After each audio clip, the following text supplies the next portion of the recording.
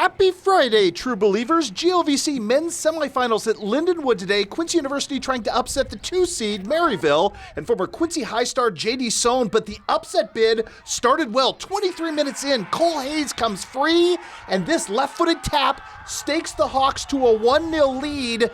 Quincy University would dominate the play for the first 40 minutes, but those last 3 minutes of the first half proved troublesome.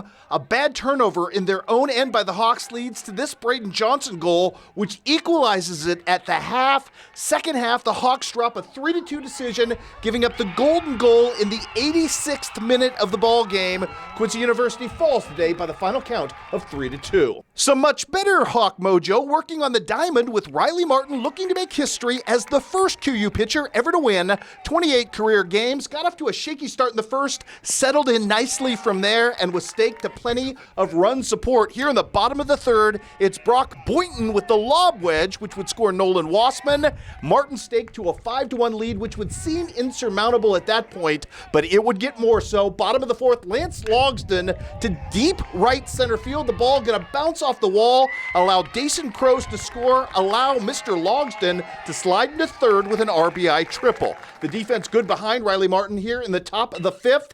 How about this? Nolan Wassman igniting the 4-6-3 double play that gets Martin out of a potential jam. And then in the bottom of the sixth, more run support. Dason Crows with a solo blast to right, touching off a 4-run frame. Martin would strike out 16 today and cruise to immortality with an 11-1 victory. It's the Hawks' 14th straight victory as a program as well.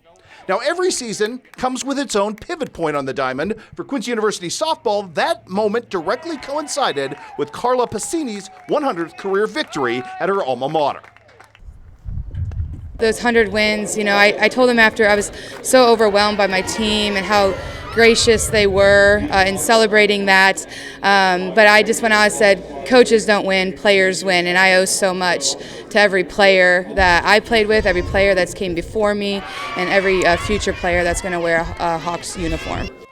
And there's potential cause for even more celebration as the Hawks softball team enters a huge weekend road series at William Jewell, playing its best ball of the spring with a chance to climb back to the 500 mark. We had a tough up to April, and we kind of came together, regrouped. We realized we weren't going to meet our initial goals, and we came together and said, hey, it's our job to win April and 1 week of May.